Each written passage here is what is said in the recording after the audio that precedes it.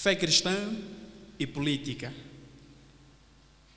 Normalmente, quando pensamos em política, a primeira ideia que nos vem é de um partido, não é? Fazer parte de um partido, estar num partido.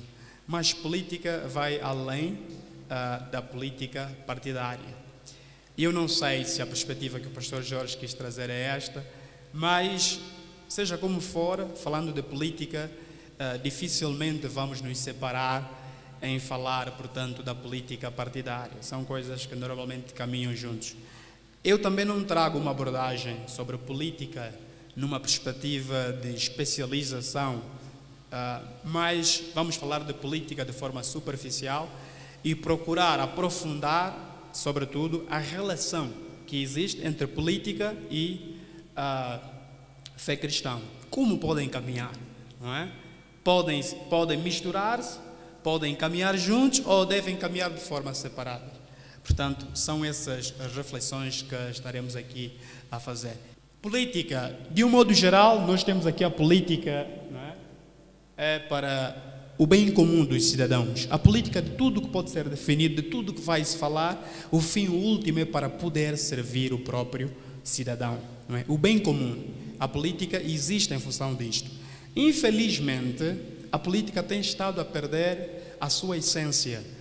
Segundo a última obra que um grande sociólogo, Zygmunt Bauman, escreveu sobre vários aspectos da sociedade, e um dos aspectos estava a refletir sobre as organizações e a própria política. Ele perspectiva que a política, ou seja, os partidos políticos, não tardarão muito, vão começar a extinguir-se e serão substituídos pelos movimentos sociais e organizações não governamentais que se ocupam de tratar dos assuntos da própria sociedade. Estão a falar, por exemplo, associações que lutam contra a pobreza, associações que estão muito voltadas para a luta dos direitos humanos, associações que estão muito voltadas para o ambiente, movimentos de ativistas que estão voltadas para o bem comum, por aí fora. E a onda do populismo que nós temos estado a verificar agora é um indício daquilo que Zygmunt Bauman estava então a perspectivar na sua obra de 2007, antes da sua morte.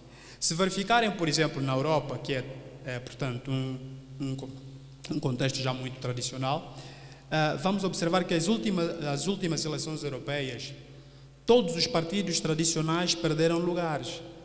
E houve uma exceção muito grande desses partidos que, na verdade, são esses movimentos que Bauman estava aí a referir-se. E se repararmos mesmo a nível de todos os países europeus, nós vamos perceber que quase todos os partidos tradicionais, na Itália, por exemplo, os tradicionais já não têm lugar.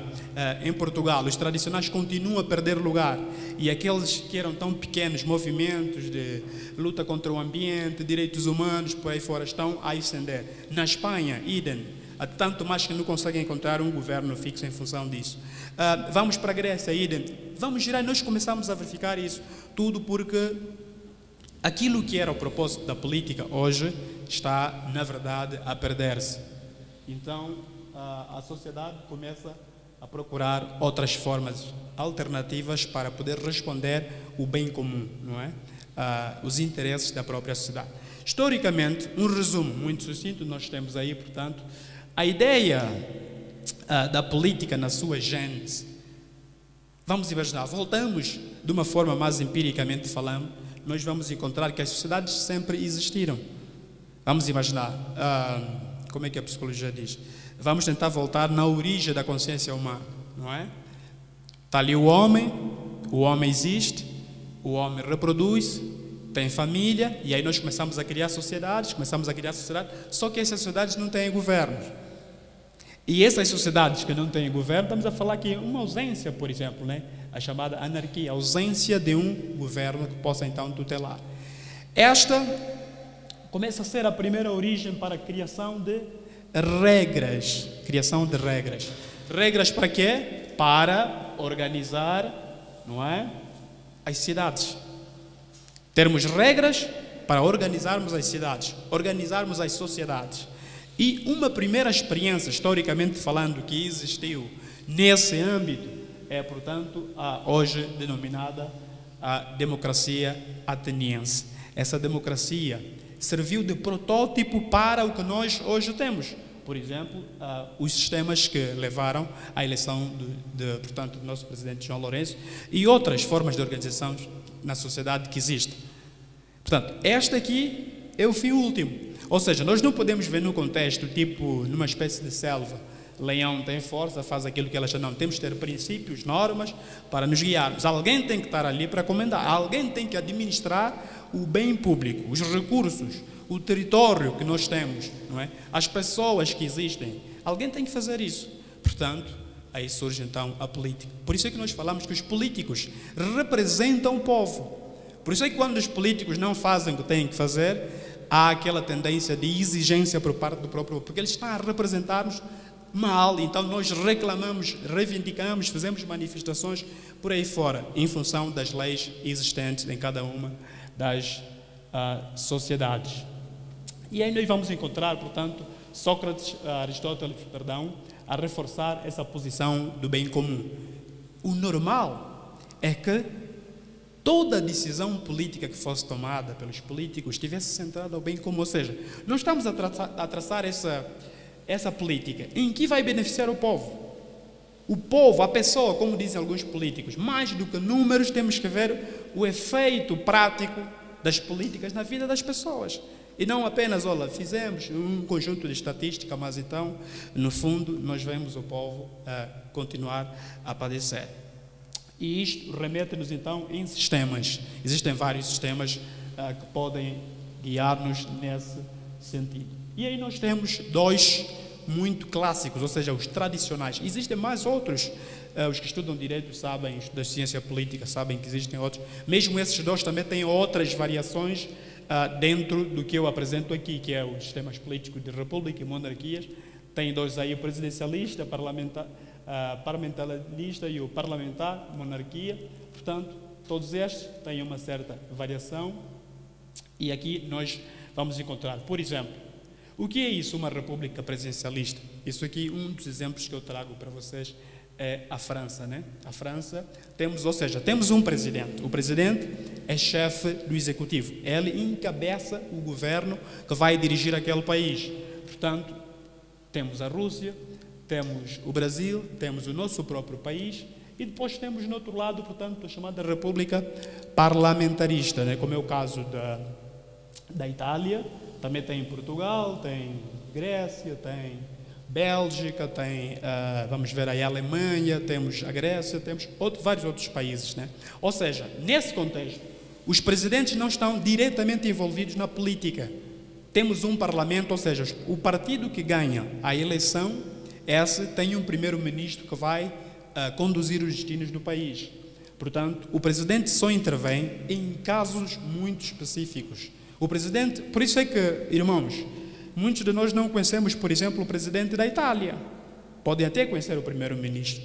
Não conhecemos o presidente da Grécia. Podem até conhecer o primeiro-ministro. Não conhecemos o presidente alemão, mas podemos até conhecer a chanceler Angela Merkel, porque eles não aparecem. O Marcelo Rebelo de Sousa só o conhecemos, talvez é o facto de termos essa ligação em português, né, a língua, e estarmos muito centrados nisso, porque senão, e não só também, ele tem uma forma própria de estar como político, isso faz com que ele ganhe algum protagonismo. Mas normalmente, nos regimes parlamentaristas, os presidentes não aparecem, só aparecem em casos específicos. Imagina, o presidente de Israel não aparece. Não aparece. Todos nós conhecemos o Benjamin Netanyahu, mas o presidente ninguém o vê, né? Mas é em função dos sistemas existentes. E temos outros, né? Vamos encontrar aí, portanto, as monarquias. Aqui, de um modo geral, é o Reino Unido, né? A monarquia, todos os países estão ali. A Irlanda do Norte, a Inglaterra, a Escócia, o país de Gales e... sim, são 4. Todos eles estão submetidos àquele... Por isso aqui é Reino Unido. Juntaram esses 4 países para formar o Reino Unido. Portanto, tem uma rainha, mas cada um desses países tem um primeiro-ministro que governa.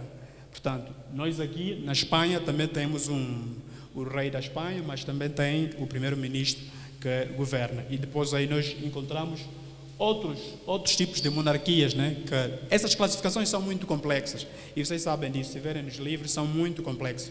Eu trouxe apenas um resumo para termos uma ideia, né, dos sistemas que existem e que servem para dirigir os destinos de um determinado país. Esse sistema presidencialista, monárquico, é igual ao do Emirados Árabes Unidos, não é?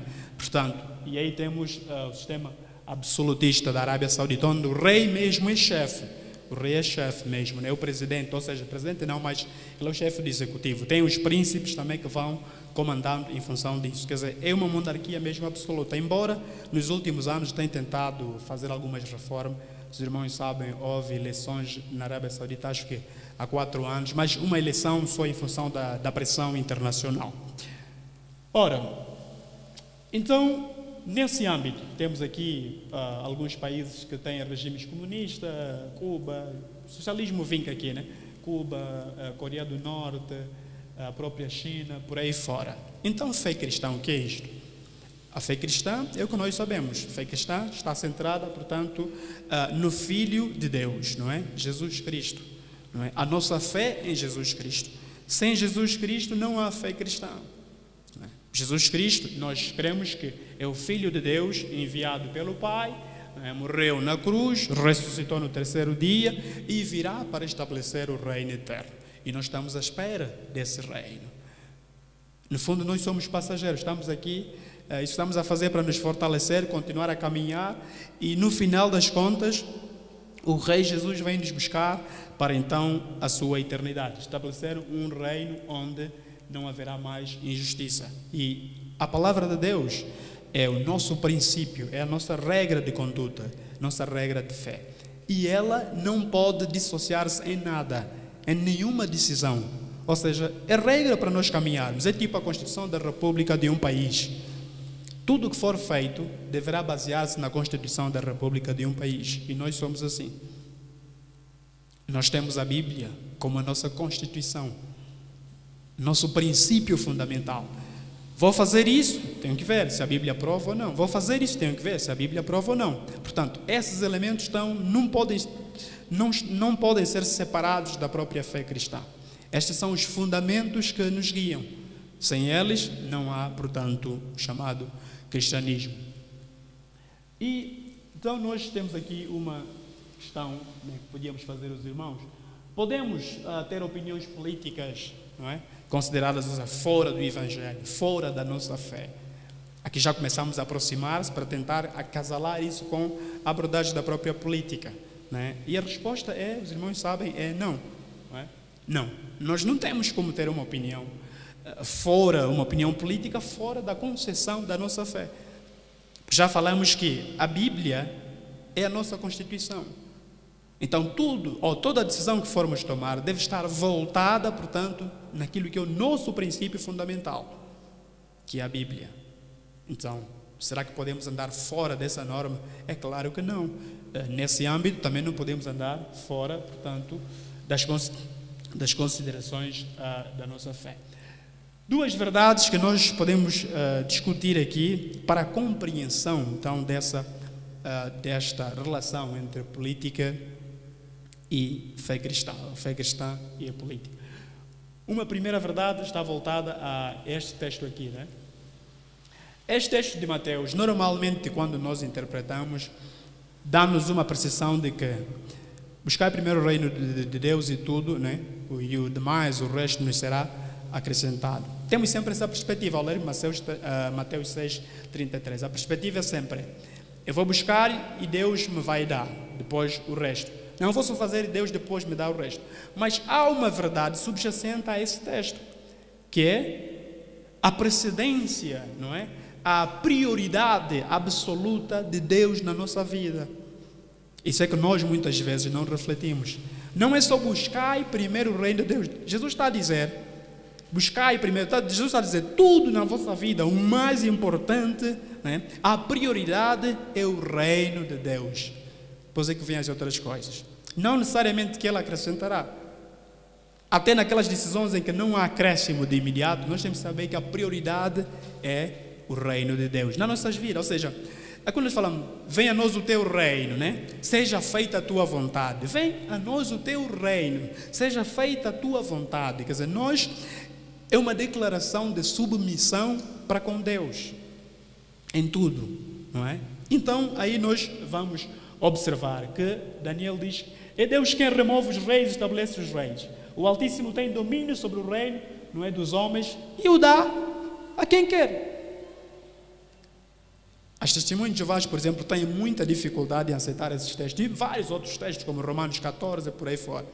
Eles dizem, não, todos os temas políticos, são todos endemoniados, governados por endemoniados, até em parte sim. Mas é verdade que Deus permite que esses governem. Deus inclusive usa, nós vemos na história de Israel, quantas vezes Deus usou nações ímpias, altamente perversas, para endireitar o seu povo, para persuadir o seu povo, para despertar o seu povo. Isso não acabou, continua a existir até hoje. O presidente José Eduardo saiu, entrou João Lourenço, sim. É vontade de Deus, ainda que não seja vontade de Deus, mas Deus permite que assim seja, para algum propósito. Tudo o que acontece vai girar para o propósito final de Deus. E isso é que a Bíblia nos diz. E eu estava a ler esse texto, os textos de Daniel. Há um texto aí de Samuel que eu não coloquei, esqueci, estava para colocar, esqueci. Também está a dizer isso. É o Senhor que está no trono e Ele coloca quem Ele quiser. Tudo para o seu propósito. Portanto, se nós percebermos essas verdades, nós vamos perceber que os governos, afinal, não estão aí só por estar. Estão ali em parte para fazer cumprir o propósito final de Deus. E quando nós começamos a perceber essas verdades, começamos então a ter uma percepção completamente diferente daquela que nós temos tido até agora. Esta é a segunda verdade, não é? Que nós devemos, há momentos, para confessar aos irmãos, há momentos que eu até oro pelos governos, tipo está a orar, essa violência, eu vou orar, mas depois, já acaba de orar, fica a se refletir. Mas há coisas que são necessárias acontecerem para que Jesus volte. Terremotos, não sei o que, essa coisa, são necessárias, têm que acontecer, estão profetizadas. Assassinatos, perversão, esfriamento de amor, está lá, é bíblico. Essas coisas são necessárias acontecerem para que Deus volte. O que eu quero dizer? Como está aí na tela? Nós temos que entender que nenhum governo será capaz de nos salvar. Não só a salvação no âmbito que nós conhecemos, que é da vida eterna, mas de nos dar uma vida daquela que nós desejamos. É incrível que você conversa com um americano, que nós achamos que tem uma vida extraordinária, e ele passa o tempo todo a reclamar. Esses são corruptos, são não sei. Você conversa com um alemão, a conversa é a mesma com um belga, com um português, com um brasileiro, já não se fala. É incrível. Então, essa falsa esperança de que há um governo para nos salvar, isso não existe. Isso é uma utopia. Nós temos que entender isso. Temos que perceber isso. Mas, algumas palavras-chave aí estão sublinhadas, eu não sei porque que não aparece sublinhado, né? Reformas, né? Aí sublinhei reformas, não é? Reformas, depois coloquei aí as práticas idólatras e morais corruptas através do... Ou seja, jamais uma sociedade será, portanto, mudada em função de um governo. Mudar essas condutas pagãs, essas formas de vida, de idolatria, perversidade, essa coisa, jamais. Jamais. Mas também temos que entender, se Deus permite que eles estejam aí para o seu propósito, a Bíblia também nos mostra que nós devemos obediência a eles. Entretanto,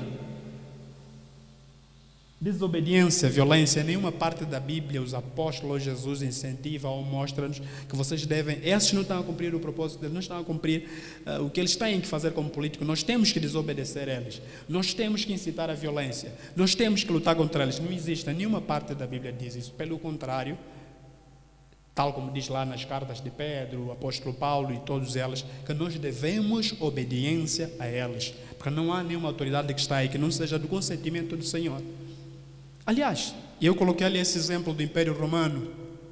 Quantos cristãos foram ceifados? Em nenhum momento algum apóstolo, algum crente primitivo disse, olha, agora vamos nos revoltar. Pelo contrário, eles regozijaram-se morrer, não é? Em nome de nosso Senhor Jesus Cristo, porque sabiam que eles tinham uma outra vida. Portanto, tentar mudar as práticas pagãs através de reformas políticas é perca de tempo. É perca de tempo. Você pode lutar, fazer, que não nós temos que fazer.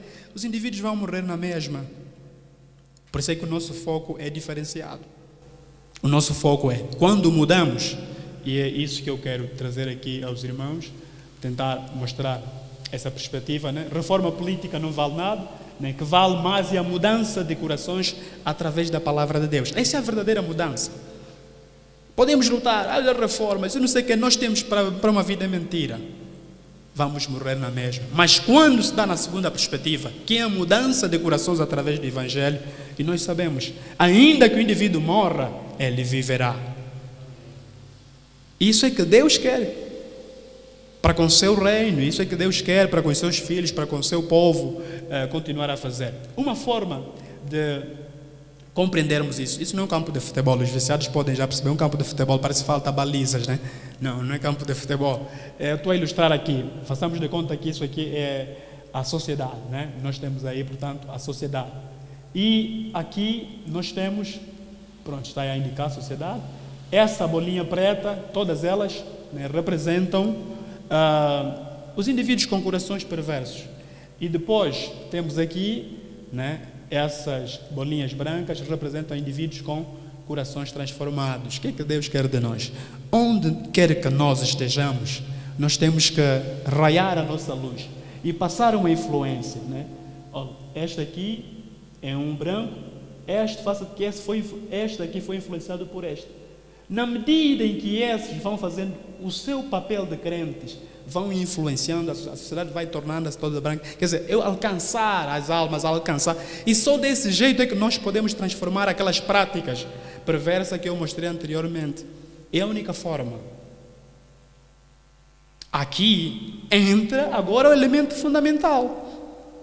Eu podia estar aí num sítio perverso para depois começar a contagiar, permitam-me o termo, os demais. Para que o Evangelho chegue a essas pessoas. E é isso que nós muitas vezes não fazemos, onde nós estamos. Quer dizer, e os irmãos sabem. Onde nós estamos, há gente com corações a gemer, com desespero, e nós estamos ali com esse propósito, para influenciar positivamente essas pessoas e terem, na verdade, a vida eterna. Ora, surge então aqui a questão, pode ser polêmica. Militância política, sim ou não? Militância política, sim ou não? A questão que nós temos que considerar, sempre que eu me encontro diante desta, não estou a falar, estou a falar, sempre que nos encontrarmos diante dessa questão, temos que considerar alguns aspectos. Esses 3 aspectos que eu coloquei ali. Militância política, sim. Queres filiar-se a um partido? Sim. Por quê? Motivos. Motivação.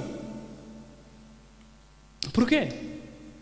Tens de saber. Eu não conheço alguém que vai para um partido político que não sabe o que é que vai lá fazer. Todos sabem. Mas aqui a ideia é, você como crente tens de perguntar por quê na militância política? Para quê? Finalidade. Olha, eu coloquei aí lucro. É de propósito. O que é que você ganha com isto? O que é que você espera ganhar? Se as respostas nessas 2 questões forem positivamente relacionadas com a glória de Deus, com a edificação, com ganhar almas a Cristo, sim, vá. Agora, se é para ter uma vida mais confortável, se é para ter privilégios, tens de ter cuidado, porque você pode cair à vaidade. Pode cair à vaidade. Não se iluda. A política é muito mais complexa do que nós percebemos aqui fora, não é? E temos que considerar um outro elemento, o contexto. Esse contexto eu chamo aí de ambiente local, né? Ou seja, ambiente político local. Por quê? Eu destaquei um elemento, que é a questão da objeção da consciência. Vamos reparar algum elemento que já vou falar daqui a pouco. Os partidos têm ideologias. E nessas ideologias, eles traçam o seu programa em função daquilo que eles acreditam que são. Tem uma matriz própria. E eles não saem daquela matriz. Eles não saem. Tem uma matriz própria. Por exemplo, os partidos da esquerda são caracterizados como partidos que defendem o homossexualismo, defendem a transgeneração, ou seja, eu posso ser homem, posso ser mulher, posso ser um bissexual, posso ser qualquer coisa, defendem a eutanásia, o indivíduo é para estar aí na cama, é para, vamos desligar, ele morre. O indivíduo é para, eu posso fazer o aborto quando eu quiser. Os partidos da esquerda estão conotados com esse tipo de ideologia. É uma espécie de um pouco do liberalismo que funciona nestes partidos. E você está aí dentro. Está aí dentro. És deputado. Estás na Assembleia. Vamos votar uma lei a favor do aborto. Será que você vai cruzar os braços? Sim. O contexto ou o ambiente político local influencia muito. Nos Estados Unidos você pode cruzar os braços. Na Alemanha você pode cruzar os braços. Até em Portugal eu já vi. Cruzas os braços. Todos aqueles que estão a favor da lei, levantem-se. O indivíduo está sentado, mas é do partido A.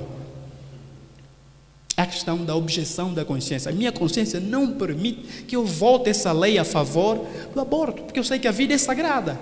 E aqui, por exemplo, em África, o que tu dirias? É muito complicado você ficar sentado. É muito complicado. Você pode não só ser expulso, ou suspenso, ou ser disciplinado severamente, mas pode até ser conotado como um traidor, um infiltrado que está aí para... Não é? Então, o contexto tem muito a ver. Ora, pensando nesses três elementos, aí você tem um passo dado para poder, então, caminhar para a militância partidária. Mas também tem que considerar 4 pontos fundamentais. Primeiro ponto, este. Tolerância na propagação do Evangelho. O que acontece? Os políticos que nós votamos para dirigirem um país, eles têm o poder de permitir com que o Evangelho seja propagado, mas também têm o poder de inibir com que o Evangelho não avance. Ou seja, se nós tivermos governos intolerantes, o que acontece? Olhem para o sul da Ásia, olhem para a China, olhem para o Paquistão, olhem para a Indonésia, olhem para a Índia, olhem para... Os cristãos estão todos os dias a morrer. Eles, quando leem aquela Bíblia, na Bíblia, aquela passagem de que sereis perseguidos em meu nome, não sei o quê, eles leem aquilo e entendem de uma forma que nós não entendemos. Nós estamos à espera que um dia seremos perseguidos. Uns estão sendo perseguidos agora pelos regimes políticos. Mas quando temos governos tolerantes, facilmente nós podemos, não é, propagar o Evangelho. Ora, quanto mais cristãos comprometidos dentro da política, numa esfera quer superior ou até na mais baixa, isso pode facilitar a constituição de um governo que vai, na verdade, ajudar no avanço dos propósitos de Cristo. Isso é que eu falei, cristãos convictos. Você tem que ter convicção em função dos aspectos que nós perguntamos. O que é que eu estou a fazer? O que é que eu vou fazer? O que é que eu quero? O que é que eu pretendo? Não é? Razões, finalidades para isso que eu estou a levar a cabo. Essa é o primeiro ponto. Segundo ponto tem a ver, portanto, com as ideologias observadas, um pouco ligado com o que já falei sobre os partidos da esquerda e outras ideologias. Esse ali é um exemplo, né? Está lá o Hitler. O Hitler, quando chegou ali, ele não disse que eu matava os judeus. Ele não disse que eu destruía isso. Ele não disse que eu fazia isso. Não. O livro que Hitler escreveu, Mein Kampf, não tinha nada disso que vou matar, vou fazer. Tinha seus princípios, tinha a sua ideologia nacionalista, mas ele não disse tudo. Quando chegou no poder, mudou completamente tudo. O que é que acontece nos partidos políticos? Existe as chamadas ideologias observantes e as ideologias observadas. É tipo democracia. Tem um protótipo de democracia. Para um país ser democrático tem que ser expressão livre, ou seja, liberdade de imprensa, multipartidário, ser não sei o que, por aí fora. Isso é que está no papel. E nós até podemos colocar, nosso país é. Mas o que é que se observa? É o caso da maior parte dos países africanos. São cotados de países democráticos, mas você vai ver no ranking da democracia, são todos países autoritários. Todos autoritários. Se você complicar muito, você morre. Se o opositor está a falar muito, você desaparece. Isso aqui é observado. Mas o que está no papel não é isso. É tudo muito bonito. O mesmo acontece com as ideologias partidárias. O que eles traçam pode até estar bonito, mas na verdade não é. Eu duvido, por exemplo, desculpa estar a falar isso, noutros contextos, vamos falar de outros contextos para não enviesar isso. Imagine que está lá, não, nós temos que dar tolerância, temos que deixar. Só que nós estamos numa aldeia em que esse indivíduo é do partido A e nós perseguimos eles, matamos. Mas isso não está no que é, não está lá no papel que nós não temos que permitir os outros não é? Mas o que se observa é isso. A realidade é completamente diferente daquilo que está escrito. Nós, inclusive, lembro-me com a primeira, quando íamos ao longe, o administrador disse que nós não tínhamos que falar daquele povo, porque aquele povo era da UNITA, não podíamos levar o evangelho para eles, né? Então é muito complicado. Mas isso não é que está lá no estatuto, por exemplo, desse partido ou do outro partido. Não está nisso, as ideologias. Mas o que se observa é isso. Então, tu vais para a política, tenha consciência desses princípios. Porque, no fundo, essas ideologias constituem-se naquilo que chamamos de pecados coletivos. Você está a associar-se, ao mesmo tempo, numa organização que aceita levar a cabo aquilo que é perversidade diante de Deus. Existem esses elementos aqui. Por isso que a objeção de consciência é fundamental para quem faz política partidária. Há momentos que eu tenho de dizer, não, isso está fora do meu princípio fundamental. Por isso é que nós falamos que nós não podemos sair fora daquele princípio. Ora, temos aqui o terceiro aspecto, está segundo, mas é terceiro. É o propósito, um pouquinho igual à questão que já colocamos aí, né? Nós temos que estar convictos, convincente do propósito que nos leva no interior da política. E temos aqui um exemplo. William é um exemplo, é um político inglês muito conhecido. Eu estava a ler a sua biografia e eu achei extraordinário.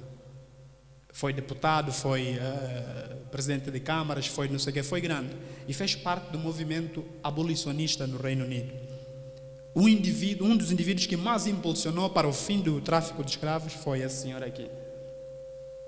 Ele lutou tanto lá na Câmara dos Comuns, lá no Parlamento Britânico, lutou, fez ouvir a sua voz, insistiu, até que o Reino Unido decidiu que o tráfico de comércio tinha que terminar. E mais posteriormente, a abolição mesmo do tráfico de escravos.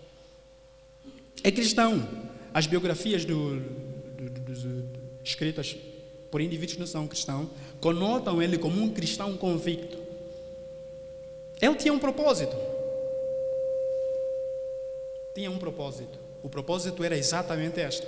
Deus se alegra com esse ato que ele fez? Claro que sim. Claro que sim. Não é? Então, com isto, nós sabemos exatamente o que estamos a fazer. Quando não temos um propósito, olha, facilmente nós podemos ser corrompidos. Facilmente nós podemos ser corrompidos. Facilmente.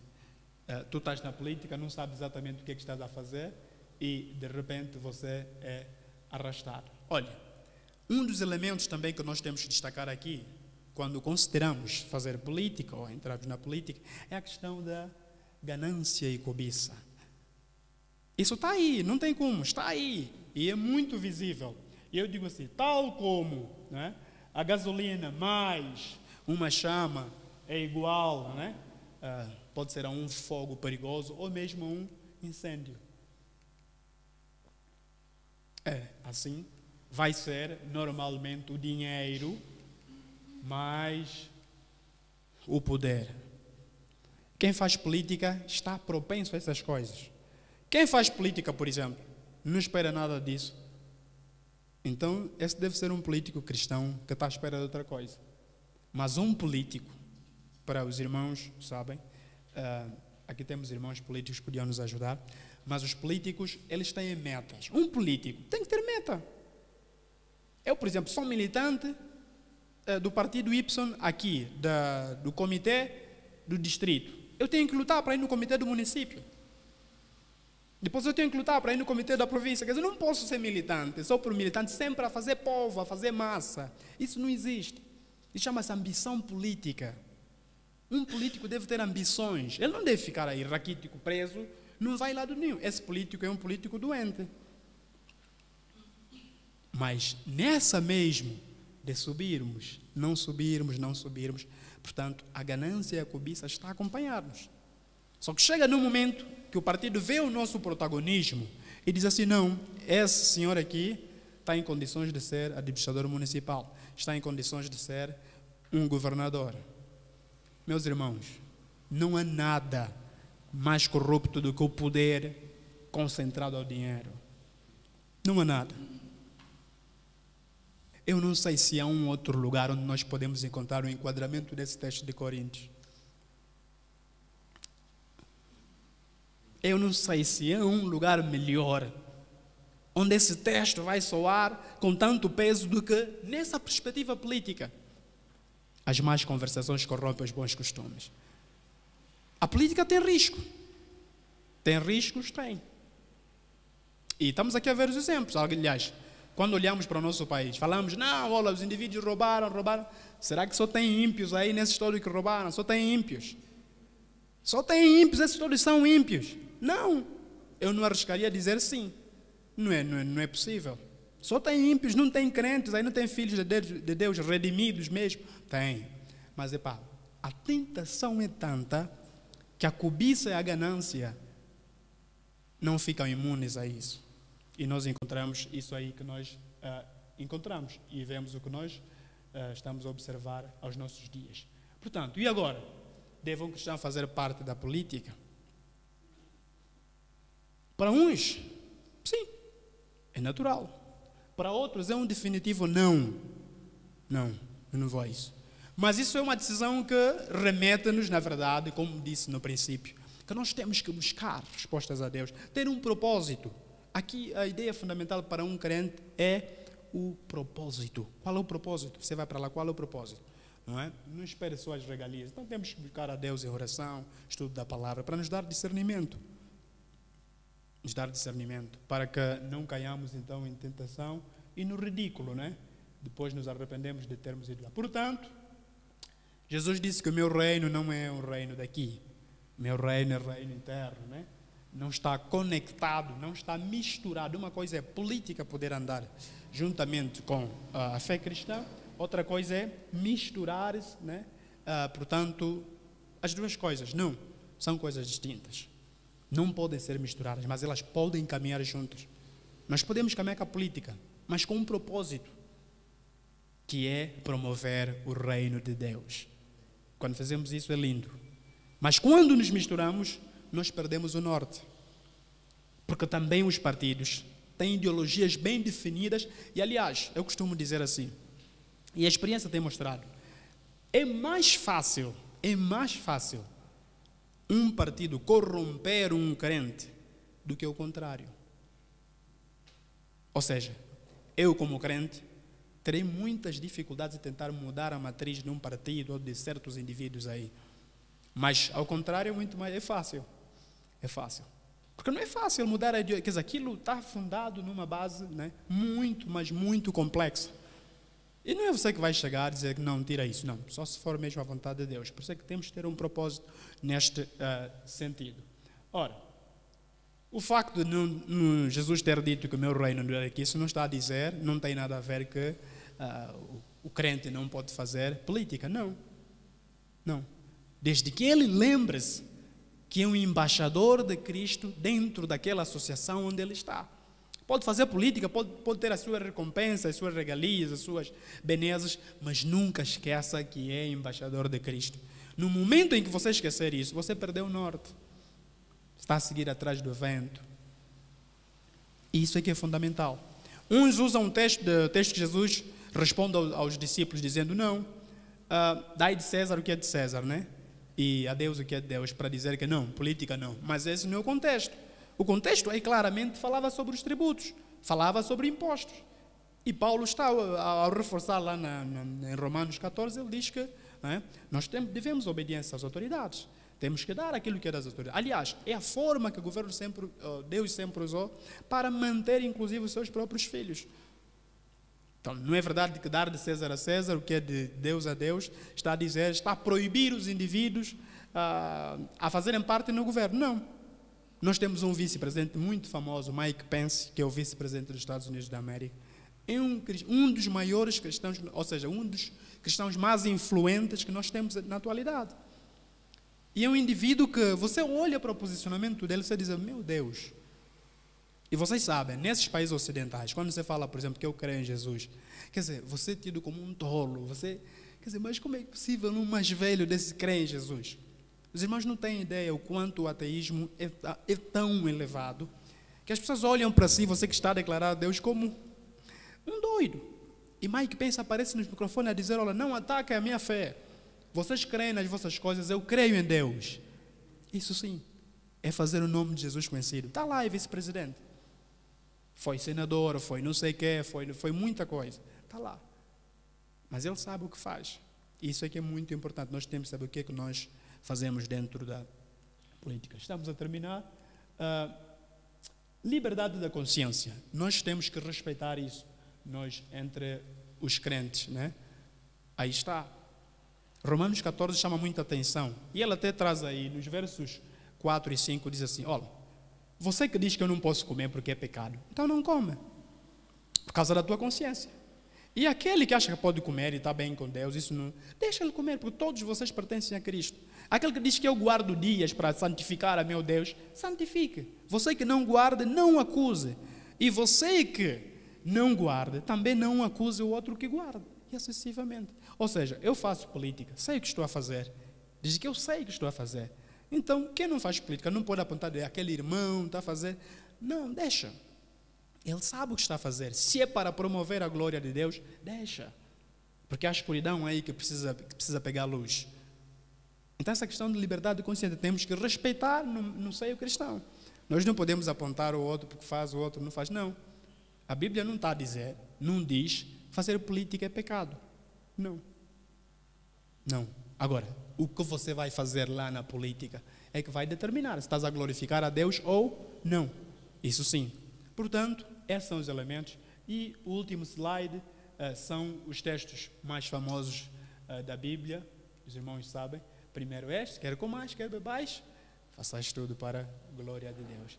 Quer faça política partidária, quer esteja no governo, faça tudo para a glória de Deus. Tem mais. E quando fizerdes por palavras ou por obra, fazei tudo sempre para que Cristo seja conhecido. Então, eu termino aqui e muito obrigado pela atenção dos irmãos. Que Deus ricamente nos possa abençoar. Amém?